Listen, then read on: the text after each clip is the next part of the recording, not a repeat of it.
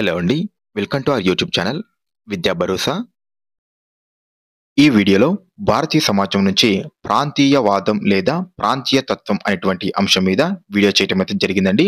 ఈ వీడియోని ఎక్కడ స్కిప్ చేయకుండా పూర్తిగా చివరి వరకు చూడండి. అప్పుడే మీకు ఈ టాపిక్ మీద ఒక పూర్తి అవగాహన రావడం అనేటువంటిది జరుగుతుందండి. అలాగే మన ఛానల్‌ని ఇంకా ఎవరైతే సబ్స్క్రైబ్ చేసుకోలేదో వారు వెంటనే సబ్స్క్రైబ్ చేసుకోండి. ఇలాంటి మరెన్నో యూజ్‌ఫుల్ వీడియోస్‌ని మీకు అందివ్వటం అనేటువంటిది జరుగుతుందండి. అలాగే ఈ వీడియో నచ్చితే ప్లీజ్ ఒక చిన్న లైక్ చేయడం మాత్రం మర్చిపోకండి. మీరు లైక్ చేయడం ద్వారా మాకు కొంచెం సపోర్ట్‌గా ఉండటం అయితే జరుగుతుందండి. సో ప్లీజ్ వీడియోని లైక్ చేయడం మాత్రం మర్చిపోకండి. ఇక లేట్ చేయకుండా వీడియోలోకైతే వెళ్ళిపోదాం. మొదటి ప్రశ్న, ప్రాంతీయ తత్వం అనగా ఏమి అనేటువంటిది ప్రశ్న అండి. సో మనం ఒకసారి ఆప్షన్స్ ఏంటో పరిశీలిద్దాం. ఆప్షన్ ఏ, ఒక ప్రాంతానికి చెందిన వారిపైన అధిక ప్రేమ ఉండటం.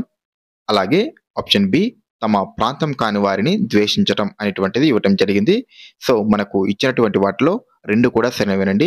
ఇక్కడ ప్రాంతీయ తత్వం అంటే ఏమీ లేదండి, ఒక ప్రాంతానికి చెందిన వారిపైన ఎక్కువ ప్రేమను కలిగి ఉండటం, అలాగే వారి ప్రాంతం కాకపోతే మిగతా వారిని ద్వేషించటం. సో ఈ రెండు కూడా ప్రాంతీయ తత్వానికి ఉదాహరణగా చెప్పుకోవచ్చండి మనం. తర్వాతి ప్రశ్న, ప్రాంతీయ తత్వానికి గల కారణాలు ఏవి అనేటువంటిది ప్రశ్న అండి. సో మనకు ఒకసారి ఆప్షన్స్ ఏంటో పరిశీలిస్తే, ఆప్షన్ ఏ, భౌగోళిక కారణాలు. ఈ భౌగోళిక కారణాలు అంటే ఏమీ లేదండి, ప్రజల ఆహారపు అలవాట్లు, అలాగే భాష, జీవన విధానంలో తేడాల వల్ల వ్యక్తుల మధ్య కొన్నిసార్లు భేదాలు, అలాగే ద్వేషం, భయం అనేటివి ఏర్పడటం జరుగుతుంది. సో ఇలాంటి సందర్భాల్లో ప్రజలలో ప్రాంతీయ తత్వం అనేటువంటిది భావన ఎక్కువగా ఏర్పడటానికి ఆస్కారం ఉంది. అలాగే బి, మనోవైజ్ఞానిక కారణాలు. ఈ మనోవైజ్ఞానిక కారణాలు అంటే ఏమి లేదండి, ఇవి సైకలాజికల్ కాజెస్ అంటారు ఇంగ్లీష్‌లో వీటిని. అంటే చాలా మంది దృష్టిలో తమ ప్రాంతం బాగా అభివృద్ధి చెందాలి, వనరులన్నీ తమ ప్రాంత వాసులకే చెందాలి అనేటువంటి భావం ప్రాంతీయ తత్వానికి ప్రధాన కారణంగా చెప్పవచ్చండి మనం. అలాగే ఆప్షన్ సి, రాజకీయ కారణాలు. సో ఇక్కడ రాజకీయ కారణాలు అంటే ఏమి లేదండి, ఇప్పుడు ఫర్ ఎగ్జాంపుల్ మనకు కేంద్ర ప్రభుత్వం ఉంది. ఆ కేంద్ర ప్రభుత్వం రాష్ట్రాలను నియంత్రించేటువంటి క్రమంలో మనకు రాష్ట్రపతి పాలన అనేటువంటిది వినియోగించడం జరుగుతుంది. సో అటువంటి సందర్భాలలో ప్రాంతీయ తత్వానికి ఒక కారణం అనేటువంటిది మనం చెప్పవచ్చు. అలాగే కేంద్రం అఖిల భారత సర్వీసుల రూపంలో కొన్ని నియంత్రణ చర్యలు అనేటువంటివి చేయటం జరుగుతుంది. సో అటువంటి కారణాలు కూడా మనకు రాజకీయ కారణాలుగా చెప్పుకోవచ్చండి ఈ ప్రాంతీయ తత్వానికి. సో ఇచ్చినటువంటి వాటిలో 3 ఆప్షన్స్ కూడా సరైనవే కాబట్టి ఆప్షన్ డి పైవన్నీ కూడా సరైనవే అనేటువంటిది సరైన సమాధానం అండి. తరువాతి ప్రశ్న, ఈ క్రింది వాటిని జతపరచండి అనేటువంటిది ప్రశ్న అండి. అయితే క్రింద కొన్ని రాష్ట్రాల జాబితాను ఇవ్వటం అనేటువంటిది జరిగింది. అలాగే పక్కన కొన్ని ప్రాంతాలు ఆ రాష్ట్రాల నుంచి ప్రత్యేక రాష్ట్రాన్ని కోరుతూ డిమాండ్ చేస్తున్నటువంటి ప్రాంతాల జాబితాను ఇవ్వటం అనేటువంటిది జరిగింది. అయితే ఏ ప్రాంతం ఏ రాష్ట్రం నుంచి ప్రత్యేక రాష్ట్రాన్ని కోరుతుందో వాటిని సరైన వాటితో జతపరచండి అనేటువంటిది ప్రశ్న అండి. సో మనం ఒకసారి ఆప్షన్స్ ఏంటో పరిశీలిద్దాం. ఆప్షన్ 1, బీహార్ రాష్ట్రం అండి.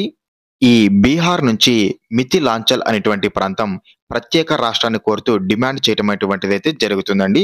అలాగే అస్సాం రాష్ట్రం నుంచి కర్బీ అంగులాల్ అనేటువంటి ప్రాంతం ప్రత్యేక రాష్ట్రాన్ని కోరుతూ డిమాండ్ చేయటం అనేటువంటిది జరుగుతుంది.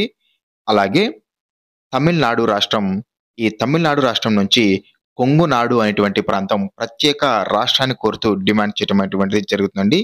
చివరిగా ఆప్షన్ 4, కర్ణాటక రాష్ట్రం. ఈ కర్ణాటక రాష్ట్రం కూర్గ్ లేదా కొడగు అనేటువంటి ప్రాంతం నుంచి ప్రత్యేక రాష్ట్రాన్ని కోరుతూ డిమాండ్ చేయడం అనేటువంటిది అయితే జరుగుతుందండి. సో మనకు ఇచ్చినటువంటి వాటిలో సరైన సమాధానం option B is the right answer అండి. సో గైస్, ఈ వీడియో నచ్చితే ప్లీజ్ ఒక చిన్న లైక్ చేయడం మాత్రం మర్చిపోకండి. మీరు లైక్ చేయడం ద్వారా ఈ వీడియో ఎక్కువ మందికి రీచ్ అయ్యేటువంటి అవకాశం ఉంది. అలాగే మాకు కూడా కొంత సపోర్ట్‌గా ఉండటం అయితే జరుగుతుందండి. సో ప్లీజ్ వీడియోని లైక్ చేయడం మాత్రం మర్చిపోకండి. తర్వాతి ప్రశ్న, ఈ క్రింది వాటిలో సరి అయిన వాటిని గుర్తించండి అనేటువంటిది ప్రశ్న అండి. సో మనం ఒకసారి ఆప్షన్స్ ఏంటో పరిశీలిస్తే, ఆప్షన్ 1, కేంద్ర ప్రభుత్వం నిరంతర అశ్రద్ధ వల్ల ప్రాంతీయ తత్వం బలపడును అనేటువంటిది ఇవ్వటం జరిగింది. సో ఇది కూడా సరైనదేనండి. ఎందుకంటే కేంద్ర ప్రభుత్వం ప్రాంతీయ తత్వాన్ని నియంత్రించడానికి ఎటువంటి చర్యలు తీసుకోకుండా అశ్రద్ధను వహిస్తే అటువంటి సందర్భాలలో ప్రాంతీయ తత్వం అనేటువంటిది బలపడును అనేటువంటిది ఇక్కడ ఇవ్వటం జరిగిందండి. సో ఇది కూడా సరైనదే. అలాగే ఆప్షన్ 2, కేంద్ర ప్రభుత్వం విధించేటువంటి 356 నిబంధన వల్ల ప్రాంతీయ తత్వం ఏర్పడును అనేటువంటిది ఇవ్వటం జరిగింది. సో ఇది కూడా సరైనదేనండి. మనకు కేంద్ర ప్రభుత్వం రాష్ట్రాలను నియంత్రించడానికి కొన్నిసార్లు ఆర్టికల్ 356 అనేటువంటి దానిని తీసుకురావటం అయితే జరుగుతుందండి. సో దాని ద్వారా అక్కడ రాష్ట్రపతి పాలనను విధించడం అనేటువంటిది జరుగుతుంది. సో అటువంటి సందర్భాలలో ప్రాంతీయ తత్వం అనేటువంటిది ఎక్కువగా ఏర్పడును అనేటువంటిది ఇక్కడ ఇవ్వటం జరిగింది. సో మనకు ఇచ్చినటువంటి వాటిలో 2 ఆప్షన్స్ కూడా సరైనవే కాబట్టి ఆప్షన్ సి 2 సరైనవి అనేటువంటిది సరైన సమాధానం అండి. తర్వాత ప్రశ్న, ఏ నిబంధన ప్రకారం అన్ని మతాలు భాషాపరమైన విద్యా సంస్థలు ఏర్పాటు చేసుకోవచ్చు అనేటువంటిది ప్రశ్న అండి. సో దీనికి సమాధానం ఆప్షన్ ఏ ఆర్టికల్ 30 ప్రకారం అన్ని మతాలకు మతపరమైన అలాగే భాషాపరమైన విద్యా సంస్థలను స్థాపించుకొని వాటిని నిర్వహించుకునేటువంటి హక్కును కల్పించడం అనేటువంటిది జరిగిందండి. తర్వాత ప్రశ్న, ప్రాంతీయ తత్వం యొక్క నివారణ చర్యలు ఏవి అనేటువంటిది ప్రశ్న అండి. సో మనం ఒకసారి ఆప్షన్స్ పరిశీలిస్తే ఆప్షన్ ఏ జాతీయ భావాన్ని ప్రచారం చేయటం. సో ఎక్కడైతే మనం జాతీయ భావాన్ని ప్రచారం చేయటం మొదలు పెడతామో సో అప్పుడు ప్రాంతీయ తత్వం అనేటువంటిది నశించి అక్కడ జాతీయ భావం అనేటువంటిది ఎక్కువగా అభివృద్ధి చెందడం అనేటువంటిది జరుగుతుందండి. సో ఆప్షన్ ఏ అనేటువంటిది సరైనది. అలాగే ఆప్షన్ బి చరిత్ర సంస్కృతిని ప్రచారం చేయడం, అంటే భారతదేశం యొక్క చరిత్రను అలాగే సంస్కృతిని ప్రచారం చేయడం వల్ల ప్రాంతీయ తత్వం అనేటువంటిది అక్కడ నివారించడానికి ఆస్కారం ఉంది అనేటువంటిది చెప్పడం జరిగిందండి. అలాగే విద్యను పెంపొందించడం, ఇక్కడ అవివేకం నశించి చైతన్యవంతులుగా తీర్చిదిద్దేందుకు అవకాశం ఉండటం అయితే జరుగుతుందండి.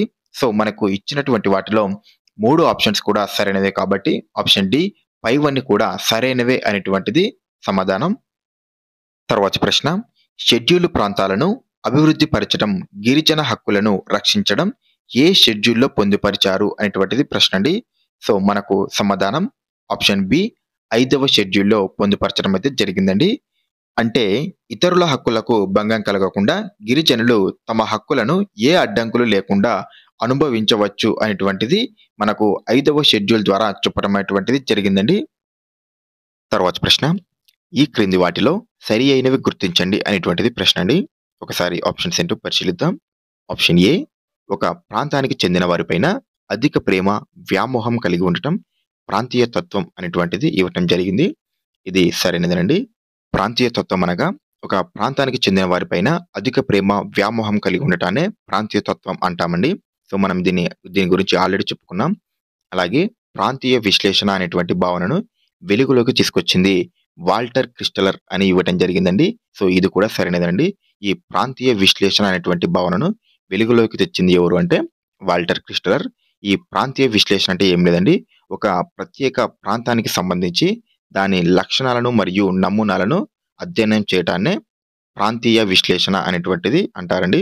అలాగే ఆప్షన్ సి ప్రాంతీయ విశ్లేషణలో సామాజిక సాంస్కృతిక దృగ్విషయాలను విస్తృతపరిచింది స్కిన్నర్ అనేటువంటిది ఇవ్వటం జరిగింది. సో ఇది కూడా సరైనదండి. ఈ ప్రాంతీయ విశ్లేషణలో సామాజిక మరియు సాంస్కృతిక విషయాలను విస్తృతపరిచింది స్కిన్నర్ అనేటువంటిది మనకు చెప్పడం అయితే జరిగిందండి. సో మనకు ఇచ్చినటువంటి 3 ఆప్షన్స్ కూడా సరైనవి కాబట్టి ఆప్షన్ 4 అనేటువంటిది సరైన సమాధానం అండి. తర్వాత ప్రశ్న, క్రింది వాటిలో సరైన వాటిని గుర్తించండి అనేటువంటిది ప్రశ్న అండి. సో మనం ఒకసారి ఆప్షన్స్ ఏంటో పరిశీలిద్దాం. ఆప్షన్ ఏ ఉమ్మడి ప్రయోజనాలను సాధించడానికై కొన్ని రాష్ట్రాలు కలిసి ఒక సమూహంగా ఇతర రాష్ట్రాలతో పోరాటానికి సిద్ధపడే తత్వాన్ని అంతర్రాష్ట్ర ప్రాంతీయ తత్వం అంటారు అనేటువంటిది ఇక్కడ ఇవ్వటం జరిగింది. సో ఇది రాంగ్ అండి. ఎందుకంటే ఈ ఉమ్మడి ప్రయోజనాలు ఏవైతే ఉంటాయో వాటిని సాధించడానికై కొన్ని రాష్ట్రాలు కలిసి ఒక సమూహంగా ఇతర రాష్ట్రాలతో పోరాడితే అటువంటి తత్వాన్ని ఏమంటారు అంటే ప్రాక్ రాష్ట్ర ప్రాంతీయ తత్వం అంటారు అండి. సో మనకి ఇక్కడ అంతర్రాష్ట్ర ప్రాంతీయ తత్వం అనేటువంటిది ఇవ్వటం జరిగింది కాబట్టి ఇది రాంగ్ అండి.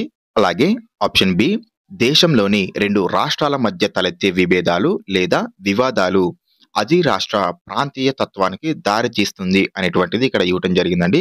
సో ఇది రాంగ్ అండి.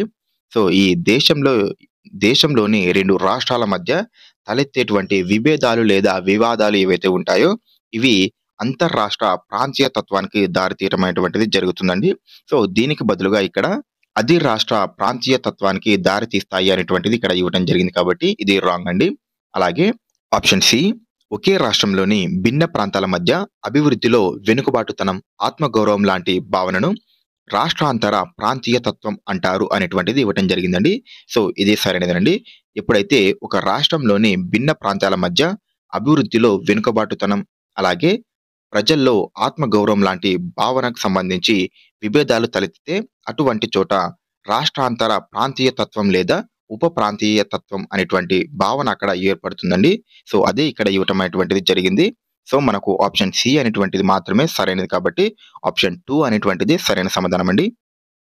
తర్వాత ప్రశ్న, ఈ క్రింది వాటిని జతపరచండి అనేటువంటిది ప్రశ్న అండి. సో ఒకసారి ఆప్షన్స్ ని పరిశీలిస్తే ఆప్షన్ 1 ఆర్టికల్ 3 ఇది కొత్త రాష్ట్రాల ఏర్పాటు, అలాగే సరిహద్దుల మార్పు గురించి, రాష్ట్రాల పేర్ల మార్పుల గురించి పార్లమెంటు ద్వారా చేయవచ్చు అనేటువంటిది మనకు ఆర్టికల్ 3 ద్వారా చెప్పడం అయితే జరిగిందండి.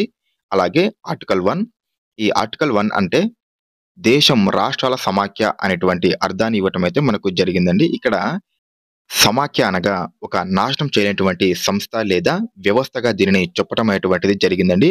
అలాగే భారతదేశం రాష్ట్రాల సమాఖ్య అని నొక్కి చెప్పడానికి మనకు యూనియన్ అనేటువంటి పదాన్ని కూడా ఉపయోగించడం అనేటువంటిది జరిగింది.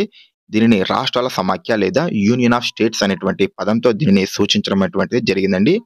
అలాగే ఆప్షన్ 3 ఆర్టికల్ 30, ఈ ఆర్టికల్ 30 ద్వారా అన్ని మతాలకు మతపరమైనటువంటి లేదా భాషాపరమైనటువంటి విద్యా సంస్థలను స్థాపించుకొని నిర్వహించుకునేటువంటి హక్కు ఉంది అని మనకు ఆర్టికల్ 30 ద్వారా చెప్పడం అనేటువంటిది జరిగింది.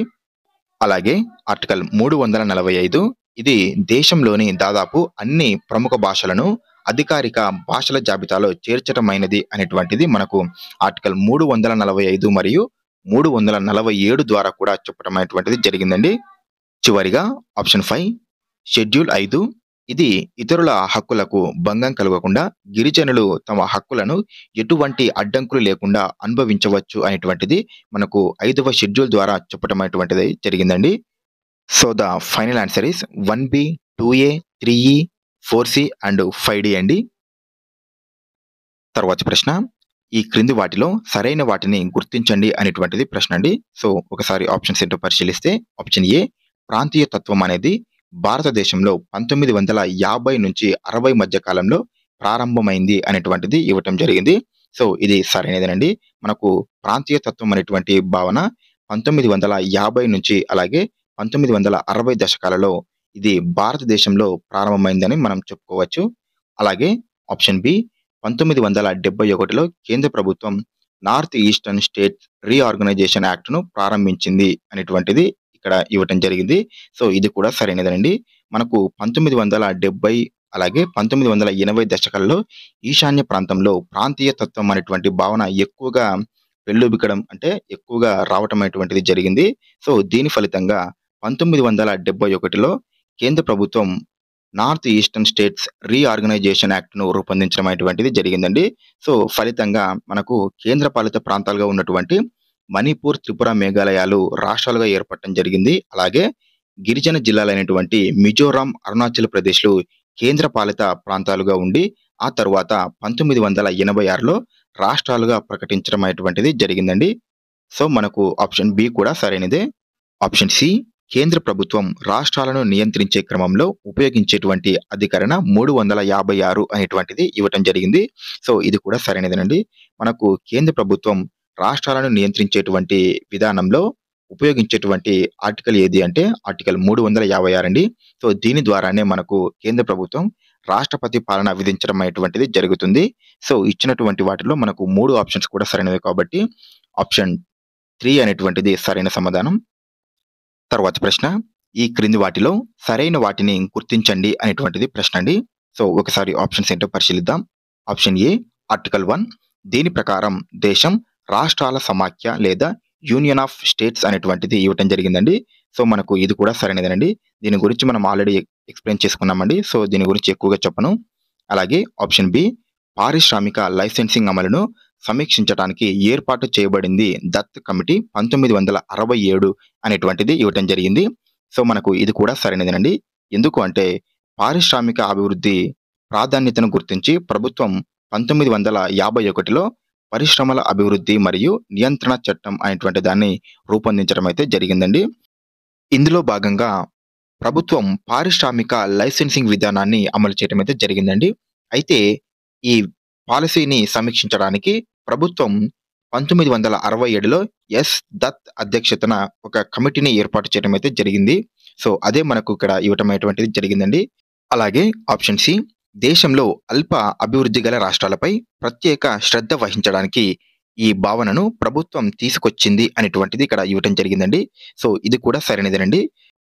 భారత ప్రభుత్వం దేశంలో ఏవైతే తక్కువగా అభివృద్ధి చెందినటువంటి రాష్ట్రాలు ఏవైతే ఉంటాయో వాటి మీద ప్రత్యేక శ్రద్ధను చూపడానికి ఈ పారిశ్రామిక లైసెన్సింగ్ విధానాన్ని తీసుకురావటం అయితే జరిగిందండి. సో, ఇదే మనకు ఇక్కడ చెప్పడం అనేటువంటిది జరిగింది. సో, ఇచ్చినటువంటి వాటిలో 3 అంశాలు కూడా సరైన అంశాలే కాబట్టి మనకు ఆప్షన్ 1 అనేటువంటిది సరైన సమాధానం. తర్వాతి ప్రశ్న, ఈ క్రింది వాటిలో సరైన వాటిని గుర్తించండి అనేటువంటిది ప్రశ్న అండి. సో, మనం ఒకసారి ఆప్షన్స్‌ని పరిశీలిస్తే ఆప్షన్ ఏ, జాతీయ భావాన్ని ప్రచారం చేయడం వలన ప్రాంతీయ తత్వాన్ని నివారించవచ్చు అనేటువంటిది ఇక్కడ ఇవ్వటం జరిగింది. సో, ఇది సరైనదేనండి. ప్రజల్లోన ప్రాంతీయ తత్వాన్ని నివారించాలి అంటే ముందుగా వారిలో జాతీయ భావాన్ని ఎక్కువగా నింపవలసి ఉంటుందండి. ఇక్కడ జాతీయ భావం అంటే మీరు ఏదో అనుకోకండి. జాతీయ భావం అంటే దేశం పట్ల భక్తి అలాగే విధేయతను కలిగి ఉండేలాగా ప్రజలను తీర్చిదిద్దాలి అనేటువంటిది ఇక్కడ చెప్పడం జరిగింది. అప్పుడే మనం ప్రాంతీయ తత్వాన్ని నివారించడానికి మార్గాన్ని వేసిన వాళ్ళమవుతాము. సో, అదే ఇక్కడ ఇవ్వటం అనేటువంటిది జరిగిందండి. అలాగే ఆప్షన్ బి, విద్యను పెంపొందించడం ద్వారా అలాగే జాతీయ సమగ్రతను కలిగించడం వలన ప్రాంతీయ భావన నివారించవచ్చు అనేటువంటిది ఇవ్వటం జరిగింది. సో, మనకు ఇది కూడా సరైనదేనండి. సో, మనం ఎప్పుడైతే విద్యకు సంబంధించి ఎక్కువ అవకాశాలు కల్పిస్తామో అలాగే జాతీయ సమగ్రతను వారిలో ఎక్కువగా కలిగించడం అనేటువంటిది జరుగుతుందో, ఇక్కడ జాతీయ సమగ్రత అంటే ఏమీ లేదండి. కులం, మతం, లింగం అనేటువంటి భేదాలతో సంబంధం లేకుండా ప్రజలను ఐకమత్యంగా కలిసి ఉండేలాగా తీర్చిదిద్దినప్పుడే మనం ప్రాంతీయ భావాన్ని నివారించవచ్చు అనేటువంటిది ఇక్కడ చెప్పడం అయితే జరిగింది. సో, మనకు ఇది కూడా సరైనదేనండి. అలాగే ఆప్షన్ సి, సహకార సమాఖ్యను ఏర్పాటు చేయటం వల్ల ప్రాంతీయ భావన నివారించవచ్చు అనేటువంటిది ఇవ్వటం జరిగిందండి. సో, ఇది కూడా సరైనదేనండి. ఇక్కడ సహకార సమాఖ్య అంటే ఏమీ లేదండి. దేశంలో పాలనను సజావుగా నిర్వర్తించడానికి కేంద్రం మరియు రాష్ట్రాల మధ్య కొంత పరస్పర అంగీకారం లేదా పరస్పర సహకారం అనేటువంటిది ఆధారపడి ఉంటుందండి. సో, ఇలా రాష్ట్రాలు మరియు కేంద్రాలు పరస్పరం సహకరించుకొని బలమైన పాలనను అందించినప్పుడే ప్రాంతీయవాదం అనేటువంటి భావన లేకుండా ఈ రాష్ట్రాలు మరియు కేంద్రాలు అనేటివి పనిచేయడం అనేటువంటిది జరుగుతుంది. సో, మనకు ఇచ్చినటువంటి వాటిలో 3 ఆప్షన్స్ కూడా సరైనవే కాబట్టి మనకు ఆప్షన్ 3 అనేటువంటిది సరైన సమాధానం అండి. తర్వాతి ప్రశ్న, ఈ క్రింది వాటిలో సరైనవి గుర్తించండి అనేటువంటిది ప్రశ్న అండి. సో, ఒకసారి ఆప్షన్స్ ఏంటో పరిశీలిస్తే ఆప్షన్ ఏ, దత్ కమిటీ 1950లో పారిశ్రామిక లైసెన్సింగ్ అమలును సమీక్షించడానికి ఏర్పాటు చేయబడింది అనేటువంటిది ఇవ్వటం జరిగిందండి. సో, ఇది రాంగ్ అండి. ఈ దత్ కమిటీని 1967లో ఏర్పాటు చేయడం అయితే జరిగిందండి. అలాగే ఆప్షన్ బి, పాండే కమిటీ 1968 పారిశ్రామికంగా వెనుకబడిన రాష్ట్రాల జాబితాను ప్రణాళికా సంఘానికి అందించటం అనేటువంటిది ఇవ్వటం జరిగిందండి. సో, ఇది సరైనదేనండి. ఎందుకంటే ఈ పాండే కమిషన్‌ను 1968లో ప్రణాళికా సంఘం కార్యదర్శి అయినటువంటి బీడీ పాండే అధ్యక్షతన ఈ కమిటీని ఏర్పాటు చేయడం అయితే జరిగిందండి. అయితే ఈ కమిటీ యొక్క ముఖ్య ఉద్దేశ్యం ఏమిటి అంటే పారిశ్రామికంగా వెనుకబడిన రాష్ట్రాలను గుర్తించి ఆ జాబితాను ప్రణాళికా సంఘానికి అప్పగించటమే ఈ కమిటీ యొక్క ముఖ్య ఉద్దేశం అండి. అలాగే ఆప్షన్ సి, కేంద్ర పెట్టుబడుల రాయితీ పథకం 1981 అని ఇవ్వటం జరిగిందండి. సో, ఇది రాంగ్ అండి. ఎందుకంటే ఈ కేంద్ర పెట్టుబడుల రాయితీ పథకాన్ని 1971లో ఏర్పాటు చేయటం అయితే జరిగిందండి. సో, దీని వెనుక ఉన్నటువంటి ముఖ్య ఉద్దేశం ఏమిటి అంటే వెనుకబడిన ప్రాంతాలను వెనుకబాటుతనం ఆధారంగా ఏబీసీలుగా వర్గీకరించి వాటికి 10-25% రాయితీలను కల్పించడం అయితే జరుగుతుందండి. సో, మనకు ఇచ్చినటువంటి వాటిలో బి మాత్రమే సరైనది కాబట్టి ఆప్షన్ 2 అనేటువంటిది మాత్రమే సరైన సమాధానం అండి. తర్వాతి ప్రశ్న, ఈ క్రింది వాటిలో సరైన వాటిని గుర్తించండి అనేటువంటిది ప్రశ్న అండి. సో, మనం ఒకసారి ఆప్షన్స్ ఏంటో పరిశీలిద్దాం. Option A, national institute of public finance and policy 1987 అనేటువంటిది ఇవ్వటం జరిగిందండి. సో, ఇది సరైనదండి. ఈ national institute of public finance and పాలసీని 1987లో ఏర్పాటు చేయడం అయితే జరిగిందండి. ఇది వెనుకబడిన ప్రాంతాలలో పరిశ్రమలకు ట్యాక్స్ హాలిడేను మొదటి 5 సంవత్సరాలకు ఉండాలని ఇది సూచించడం అయితే జరిగిందండి. అలాగే ఆప్షన్ బి 6వ షెడ్యూల్‌లో కొన్ని రాష్ట్రాల్లో గిరిజనులకు స్వయం ప్రతిపత్తి గల జిల్లాలు, ప్రాంతాల ద్వారా తమ వ్యవహారాలను తామే చక్కదిద్దుకోవటం అనేటువంటి విషయాన్ని తెలుపుతుంది అని ఇవ్వటం జరిగిందండి. సో, ఇది సరైనదేనండి. మనకు 6వ షెడ్యూల్‌లో కొన్ని రాష్ట్రాలలో గిరిజనులకు సంబంధించి స్వయం ప్రతిపత్తి గల జిల్లాలు మరియు ప్రాంతాల ద్వారా గిరిజనులకు సంబంధించినటువంటి వ్యవహారాలన్నీ కూడా తామే చక్కదిద్దుకోవచ్చు అని 6వ షెడ్యూల్ ద్వారా చెప్పడం అనేటువంటిది జరిగింది. సో, ఇది కూడా సరైనదేనండి. అలాగే ఆప్షన్ సి రాష్ట్రీయ సమ వికాస్ యోజన అనేటువంటిది వెనుకబడిన ప్రాంతాల అభివృద్ధి గురించి తెలుపుతుంది అనేటువంటిది ఇవ్వటం జరిగింది. సో, మనకు ఇది కూడా సరైనదేనండి. ఎందుకంటే ఈ రాష్ట్రీయ సమ వికాస్ యోజన అనేటువంటి పథకాన్ని 2003, 2004 కాలానికి మధ్యలో ఏర్పాటు చేయడం అయితే జరిగిందండి. సో, ఈ పథకం యొక్క ముఖ్య లక్ష్యం ఏమిటి అంటే వెనుకబడినటువంటి ప్రాంతాలను అభివృద్ధి చేయటం, అలాగే ప్రాంతీయ అసమానతలను తగ్గించటం, అలాగే అభివృద్ధి ప్రక్రియను వేగవంతం చేయటం, అంతేకాకుండా పేదరికం, నిరుద్యోగితను తొలగించటం, చివరిగా సగటు మానవుడి యొక్క జీవనాన్ని మెరుగుపరిచే విధంగా కొన్ని ప్రత్యేకమైనటువంటి పథకాలను అమలు చేయటం అనేటువంటిది ఈ స్కీమ్ ద్వారా చేయటం అనేది జరుగుతుందండి. సో, మనకు ఇచ్చినటువంటి 3 అంశాలు కూడా సరైనవే కాబట్టి ఆప్షన్ 1 అనేటువంటిది సరైన సమాధానం అండి. తర్వాత ప్రశ్న ప్రాంతీయ ఉద్యమాలకు కారణాలు ఏమిటి అనేటువంటిది ప్రశ్న అండి. సో, మనం ఒకసారి ఆప్షన్స్ ఏంటో పరిశీలిద్దాం. ఆప్షన్ ఏ సహజ కారణాలు. ఈ సహజ కారణాలు కూడా ప్రాంతీయ ఉద్యమాలకు ప్రధాన కారణాలండి. సో, ఈ సహజ కారణాలలో ముఖ్యమైనటివి ఏంటి అంటే కుల వ్యవస్థ, మతం, జీవన విధానం, సంస్కృతి, సాంప్రదాయాలు వేరువేరుగా ఉండుట, అలాగే భాషాపరమైనటువంటి వైవిధ్యం, విభిన్న చారిత్రక నేపథ్యాలు ఇలాంటి అనేకమైనటువంటి సహజ కారణాలు ప్రాంతీయ ఉద్యమాలకి కారణమవటం అనేటువంటిది జరుగుతుందండి. అలాగే ఆప్షన్ బి మానవ కారణాలు. ఇక్కడ ప్రాంతీయ ఉద్యమాలకు ప్రధాన కారణాలలో మానవ కారణాలు కూడా కొన్ని ఉన్నాయండి. అయితే ఇందులో ఒక ప్రాంత ప్రజలు కోరికలకు అనుగుణంగా అభివృద్ధి జరగకపోవటం, అలాగే వివక్షాపూరిత పాలన వల్ల స్థానిక ప్రజల సమస్యలకు పరిష్కారం దొరకకపోవటం, అలాగే రాజకీయ అధికారంలో అన్ని ప్రాంతాలకు సరైన ప్రాతినిధ్యం లభించకపోవటం, ఇలాంటి అనేకమైనటువంటి మానవ కారణాలు కూడా ప్రాంతీయ ఉద్యమాలకు దారితీయడం అనేటువంటిది జరుగుతుందండి. అలాగే ఆప్షన్ సి అసమానతలు. ఇక్కడ అసమానతలు అంటే ఒక ప్రాంతంపై తరచూ నిర్లక్ష్యం వహించటం, అలాగే ఆ ప్రాంతం సహజ వనరులతో సమృద్ధిగా ఉన్నప్పటికీ కూడా కొన్ని ప్రాంతాలు ఆర్థికంగా పెద్దగా అభివృద్ధి చెందకపోవటం, అలాగే అంతర్గత వలసవాదాలు ఎక్కువగా ఉండటం, ఇలాంటి అనేకమైనటువంటి అసమానతలు ప్రాంతీయ ఉద్యమాలకు దారితీయడం అనేటువంటిది జరుగుతుందండి. సో, మనకు ఇచ్చినటువంటి వాటిలో 3 అంశాలు కూడా సరైనవే కాబట్టి మనకు ఆప్షన్ డి పైవన్నీ కూడా సరైనవే అనేటువంటిది సమాధానం అండి. తరువాతి ప్రశ్న ఖలిస్తాన్ ఉద్యమ ప్రధాన లక్ష్యం ఏమిటి? ఆన్సర్ ఆప్షన్ బి ప్రత్యేక రాజ్యం. ఉత్తర భారతదేశంలో సిక్కు మతస్థులు నివసించే పంజాబ్‌తో పాటు దాని పరిసర రాష్ట్రాల్లో సిక్కులు నివసించేటువంటి ప్రాంతాలన్నింటినీ కలిపి ఖలిస్తాన్ పేరుతో ప్రత్యేక సార్వభౌమాధికార రాజ్యాన్ని లేదా దేశాన్ని ఏర్పాటు చేసే లక్ష్యంతో 1970వ దశకంలో వేర్పాటువాద ఉద్యమంగా ఈ ఖలిస్తాన్ ఉద్యమం ప్రారంభమైందండి. తరువాతి ప్రశ్న ఖలిస్తాన్ తీవ్రవాదులను ఏరివేయడానికి భారత్ చేపట్టిన ఆపరేషన్ ఏమిటి? Answer operation blue star. ఈ భారతదేశం ఆపరేషన్ బ్లూ స్టార్ అనేటువంటి పేరుతో చేపట్టిన దాడిలో 1977లో సిక్కు ఉగ్రవాదిగా ఉన్నటువంటి భింద్రన్ వాలేను హతమార్చడం అయితే జరిగిందండి.